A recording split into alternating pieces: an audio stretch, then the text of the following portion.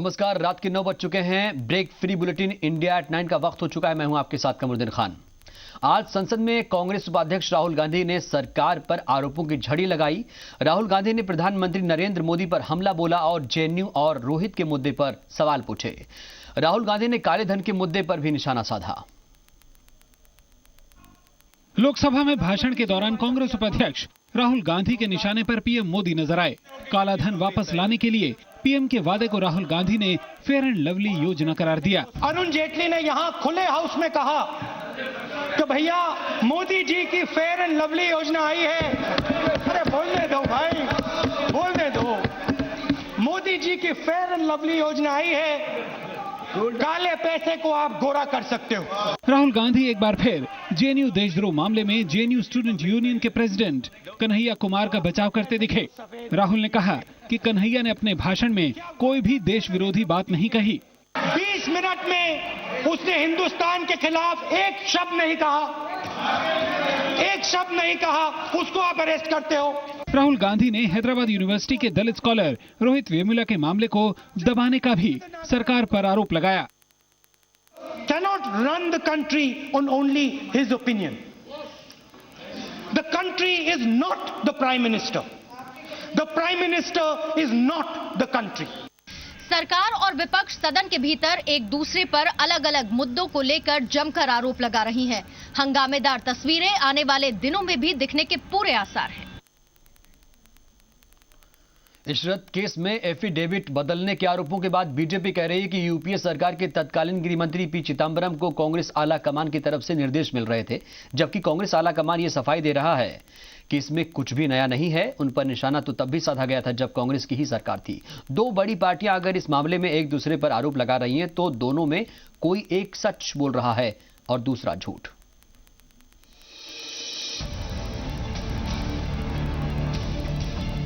निशाने पर कौन?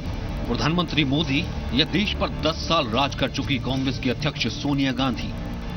इशरत के मामले में यह सवाल अहम है।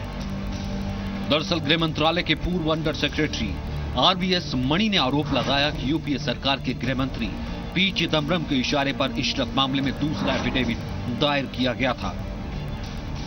चिदंबरम साहब एक दिन आए, फाइल वाइल हड़बड़ी मची, एक दिन फाइल लेके उन्हीं के चले। अब किस लेवल पे ये दूसरा एफिडेविट का मसौदा बना, इससे मैं ज्ञात नहीं हूं।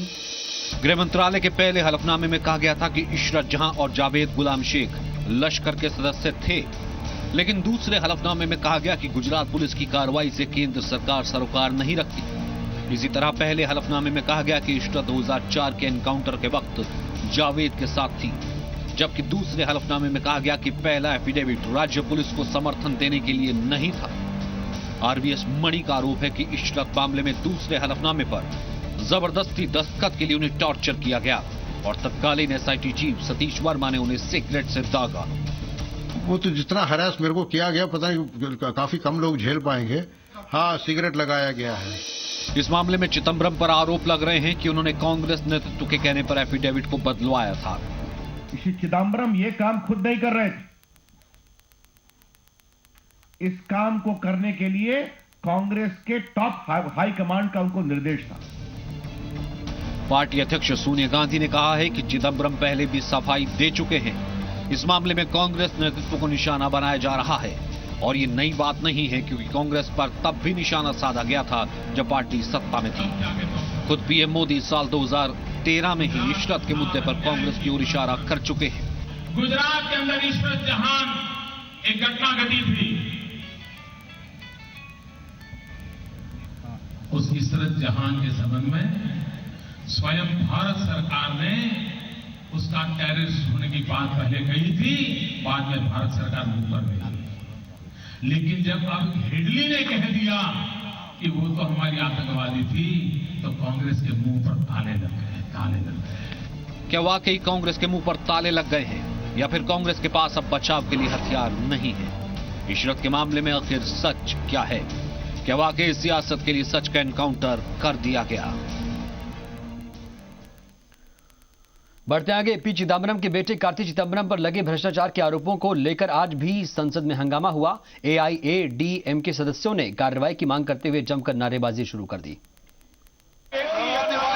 राज्यसभा की कार्यवाही शुरू होते ही एआईएडीएमके सांसदों ने कार्ति के खिलाफ कार्रवाई की मांग करते हुए नारेबाजी शुरू कर दी। लगातार हंगामे की वजह से राज्यसभा की कार्यवाही बार-बार स्थगित करनी पड़ी। लोकसभा में वित्त मंत्री अरुण जेटली ने मामले पर सरकार का पक्ष रखा। It is pursuant to this policy that as far as the Central Bureau of Investigation is concerned, investigating the Aircel Maxis case, it has already filed a charge sheet in the court. Rajya Sabha में सरकार ने कार्ति मामले पर बहस के लिए AIADMK के सांसदों से नोटिस देने को कहा। ये मुद्दा, जिस मुद्दे को कि ऑनरेबल एआईएडीएमके के मेंबर्स ने और शायद कांग्रेस के मेंबर भी यही चाहते हैं, क्योंकि इश्यू जो है वो चिदंबरम के खिलाफ कार्रवाई करने का है। जी न्यूज ने एक दिन पहले ही डीएनए में कार्ति चिदंबरम के ग्लोबल बिजनेस का खुलासा किया था।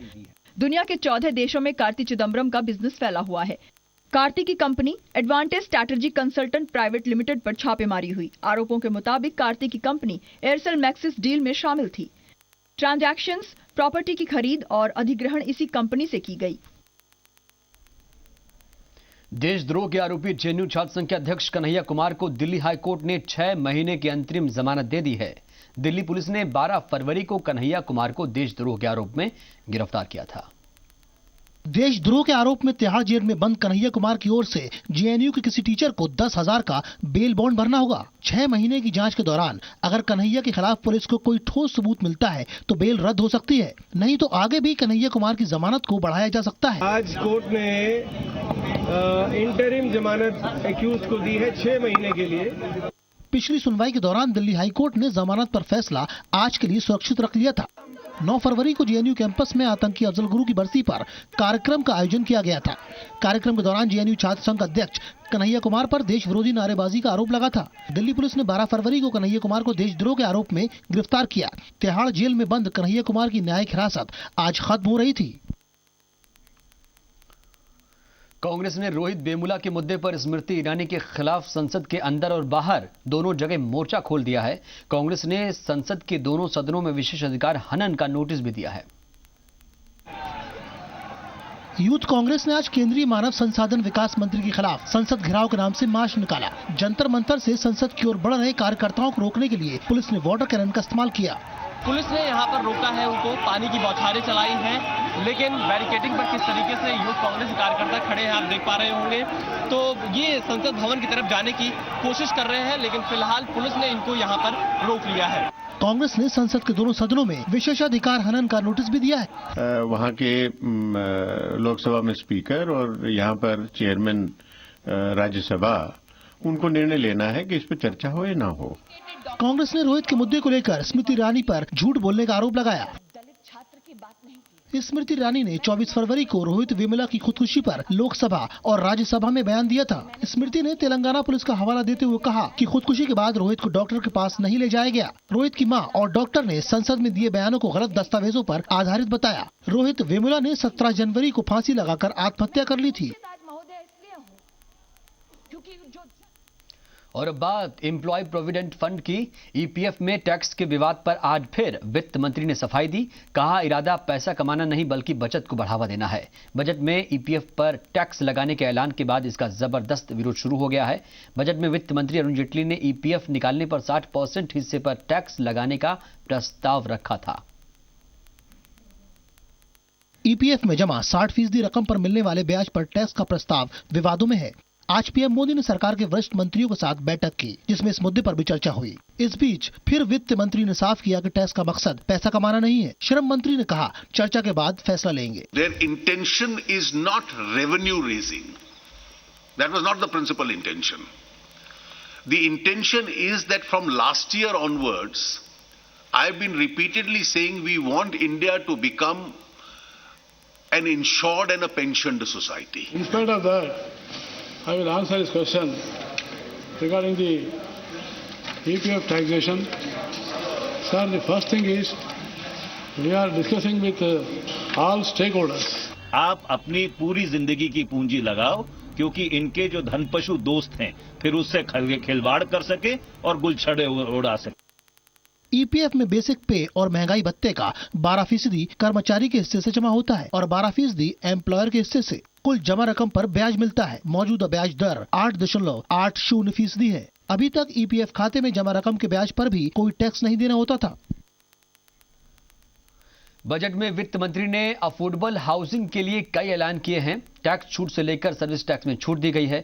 क्या बजट से हाउसिंग सेक्टर को बूस्टर डोज मिलेगा? ये सवाल इसलिए उठ रहा है क्योंकि पिछले कुछ सालों में सेक्टर में मंदी है और लोग घर खरीदने से कतरा रहे हैं।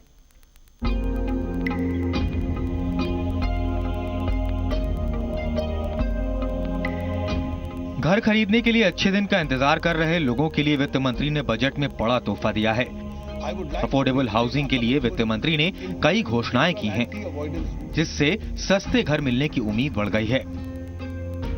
वित्त मंत्री ने प्रधानमंत्री आवास योजना के तहत 30 और 60 स्क्वायर मीटर के घर के निर्माण के मुनाफे को टैक्स फ्री कर दिया है। 4 मेट्रो शहरों में 30 स्क्वायर मीटर तक के घर और बाकी शहरों में 60 स्क्वायर मीटर तक के घर निर्माण के मुनाफे पर कोई टैक्स नहीं देना होगा। ये छूट जून 2016 से 2019 के बीच मंजूर प्रोजेक्ट्स पर लागू होगी। इसके तहत मकान 3 साल में तैयार होने चाहिए। साथ ही वित्त मंत्री ने 60 स्क्वायर मीटर तक के मकान पर सर्विस टैक्स हटा दिया है, यानी 60 स्क्वायर मीटर तक के 1 BHK और 2 BHK फ्लैट पर कोई सर्विस टैक्स नहीं लगेगा। उन्होंने एक तरफ कहा है कि वो टैक्स फ्री है, एक्चुअली टैक्स फ्री नहीं है, क्योंकि उन्होंने मिनिमम ऑल्टरनेटिव टैक्स उसके ऊपर लगाया है। तो आज की तारीख में ये अफोर्डेबल घर जो इतने छोटे हैं उनके ऊपर भी 20% टैक्स लगता है। तो ऐसे देखा जाए तो एक हाथ से उन्होंने कुछ राहत दी है, दूसरे हाथ से उन्होंने राहत ये ले लिया है वापस। वित्त मंत्री जेटली का ये कदम अफोर्डेबल हाउसिंग के लिए बूस्टर डोज साबित हो सकता है, क्योंकि देश में करीब 90% मकानों की मांग इसी कैटेगरी में है। वित्त मंत्री ने पहला घर खरीदने वालों के लिए होम लोन ब्याज पर टैक्स छूट की सीमा को 50,000 रुपए बढ़ा दिया है। अभी ये सीमा 2 लाख रुपए है। हालांकि इसके लिए घर की कीमत 50 लाख रुपए और होम लोन की रकम 35 लाख रुपए से ज्यादा नहीं होनी चाहिए। तो मेरे हिसाब से quite a large number of our customers will get covered in this. This will be a big benefit in the tier 2, tier 3, tier 4 towns. Not that much in a Mumbai or in a Delhi, but I'm sure if we read the fine print, there must be something in the budget which helps the big cities also. वित्त मंत्री ने housing projects में हो रही देरी को ध्यान में रखते हुए घर खरीदारों की मुश्किल आसान करने की कोशिश की है। बजट में अंडर कंस्ट्रक्शन घर में होम लोन ब्याज पर मिलने वाली टैक्स छूट के लिए समय सीमा बढ़ा दी गई है। अब होम लोन ब्याज पर टैक्स छूट का फायदा 5 साल तक मिलेगा।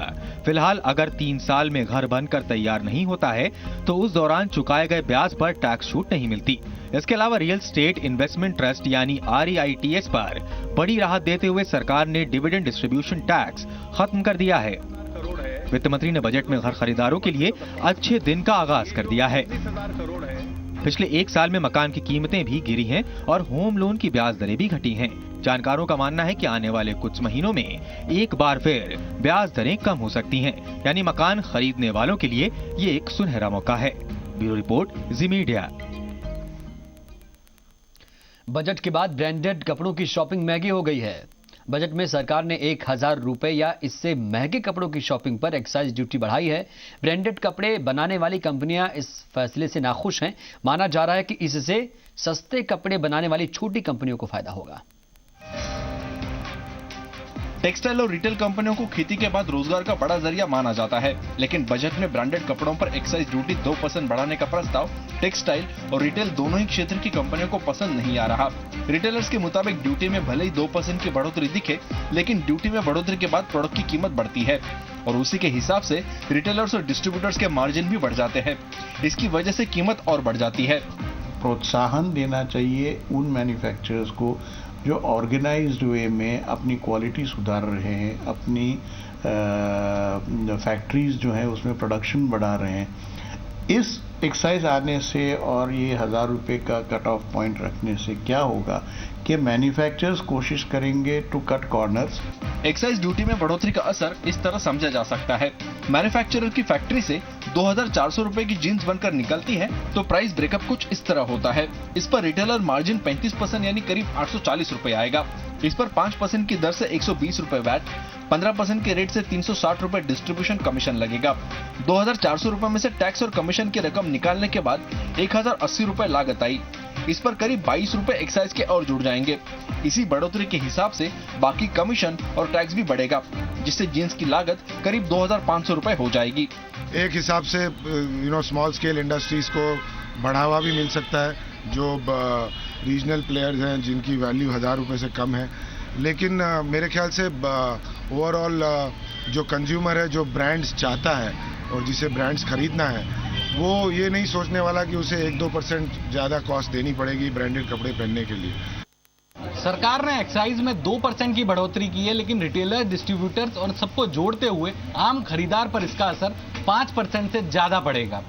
क्लॉथ मैन्युफैक्चरर इस बढ़ोतरी का इसलिए भी विरोध कर रहे हैं क्योंकि जब जीएसटी पाइपलाइन में है तो एक्साइज में बढ़ोतरी की वजह से उन्हें अपने अकाउंटिंग में भी बदलाव करना पड़ेगा। कैमरा पर्सन संजीव गुप्ता के साथ अनुराग शाह, जी मीडिया, मुंबई। अगली खबर महाराष्ट्र से। महाराष्ट्र की रत्नागिरी में सीआईएसएफ के एक जवान ने अपने अधिकारी और दूसरे जवान की गोली मारकर हत्या कर दी। वारदात 1 मार्च की है। आरजीपीपीएल कंपनी की सुरक्षा में तैनात सीआईएसएफ के जवान हरीश कुमार की रात करीब 9:30 बजे किसी बात पर एएसआई बीजी शिंदे से कहासुनी हुई। गुस्से में हरीश ने शिंदे पर गोली चला दी। सीआईएसएफ कांस्टेबल बी रनीश मौके पर पहुंचा तो हरीश ने उसे भी गोली मार दी। दोनों ने दम तोड़ दिया। पत्नी को समझाने के लिए बुलाया गया तो हरीश ने पत्नी को भी घायल कर दिया। फिर सुसाइड करने के लिए खुद को भी गोली मारी। पुलिस ने घायल हालत में हरीश को गिरफ्तार कर लिया है। दोनों को अस्पताल पहुंचाया गया। फरवरी 2016 झारखंड के लातेहार में सीआरपीएफ के जवान ने आपसी विवाद में साथी जवान को गोली मारी, फिर सुसाइड किया। मई 2015 छुट्टी नहीं मिलने पर मुंबई पुलिस के एएसआई ने सीनियर इंस्पेक्टर की हत्या की, फिर सुसाइड कर लिया। अक्टूबर 2013 कोलकाता में सीआईएसएफ जवान ने कहासुनी के बाद वरिष्ठ अधिकारी गुरुपत शीत की गोली मारकर हत्या की।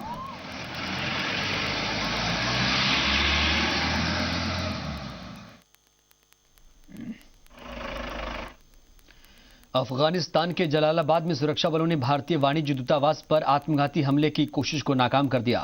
वाणिज्य दूतावास की सुरक्षा में तैनात आईटीबीपी और अफगान सुरक्षा बलों के जवानों ने जवाबी कार्रवाई में 4 आतंकवादियों को मार गिराया। आत्मघाती हमलावरों के एक साथी ने भारतीय वाणिज्य दूतावास के पास कार को धमाके से उड़ा लिया। इसके बाद बाकी बचे आतंकियों ने फायरिंग शुरू कर दी। वाणिज्य दूतावास की सुरक्षा में तैनात आईटीबीपी और अफगान सुरक्षा बल के जवानों ने जवाबी कार्रवाई में 4 आतंकियों को मार गिराया। हमले में 2 जवानों समेत करीब 6 लोग घायल हुए हैं। 2016 में अफगानिस्तान में विदेशी दूतावासों को निशाना बनाते हुए 4 बड़े हमले हो चुके हैं। 19 जनवरी को काबुल में रूस के दूतावास के सामने हुए आत्मघाती हमले में 4 महिलाओं समेत 7 लोगों की मौत हो गई थी। 13 जनवरी को जलालाबाद में पाकिस्तान वाणिज्य दूतावास को निशाना बनाकर हुए हमले में 7 जवान मारे गए थे। 3 जनवरी को मज़ार शरीफ में भारतीय वाणिज्य दूतावास पर हुए आतंकी हमले के दौरान 25 घंटे चले ऑपरेशन के बाद 4 आतंकी मारे गए थे। 1 जनवरी को काबुल में भारतीय दूतावास से 2.5 किलोमीटर की दूरी पर धमाका हुआ था। अमेरिका और रूस के 2 अंतरिक्ष यात्री करीब 1 साल अंतरिक्ष में बिताने के बाद वापस सुरक्षित धरती पर लौट आए हैं। एक अलग तरह के प्रयोग को अंजाम देने के लिए अंतरिक्ष में ये भेजे गए थे।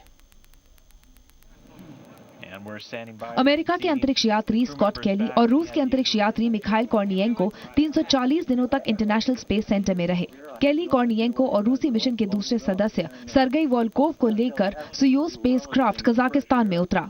1 ईयर क्रू मिशन के लिए स्कॉट केली को खास मकसद के लिए चुना गया था। वैज्ञानिक स्कॉट केली के शरीर की तुलना धरती पर मौजूद उनके जुड़वा भाई मार्क से करना चाहते हैं, ताकि अंतरिक्ष यात्रा के दौरान शरीर में होने वाले बदलावों पर जानकारी हासिल हो सके।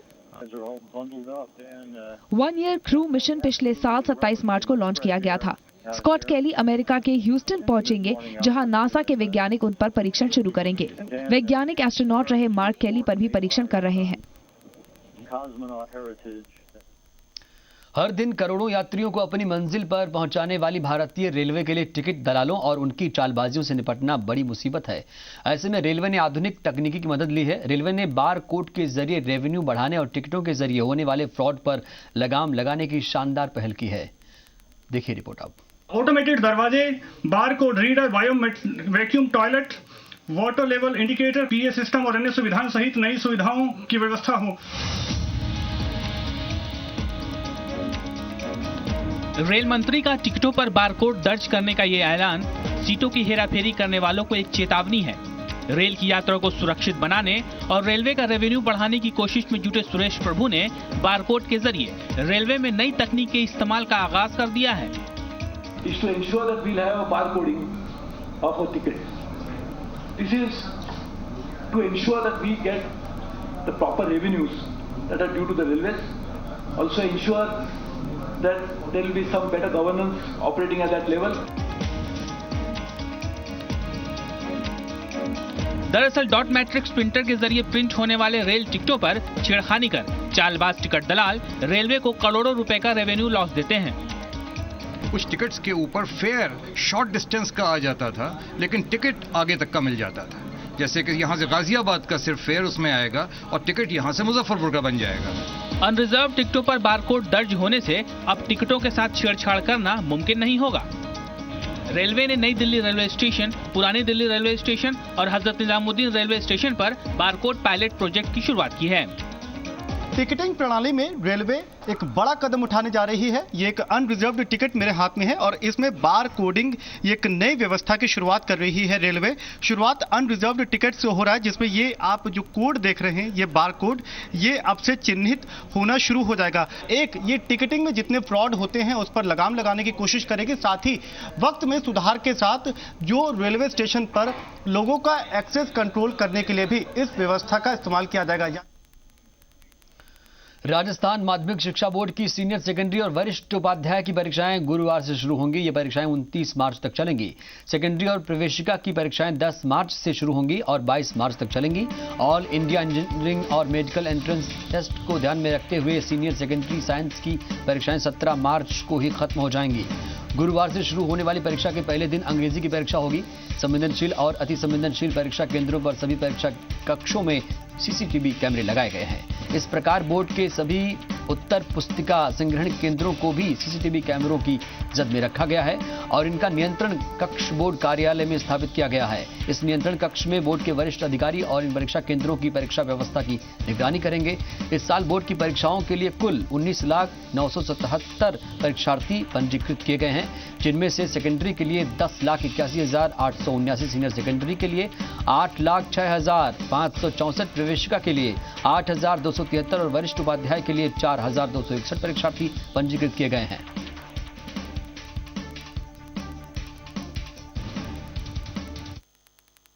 देखिए, सीनियर सेकेंडरी और सेकेंडरी की परीक्षाएं दोनों ही मार्च महीने में होती हैं हर वर्ष। इसी प्रकार से इस वर्ष सीनियर सेकेंडरी की परीक्षा 3 मार्च से हो रही है और सेकेंडरी की परीक्षा 10 मार्च से प्रारंभ होगी।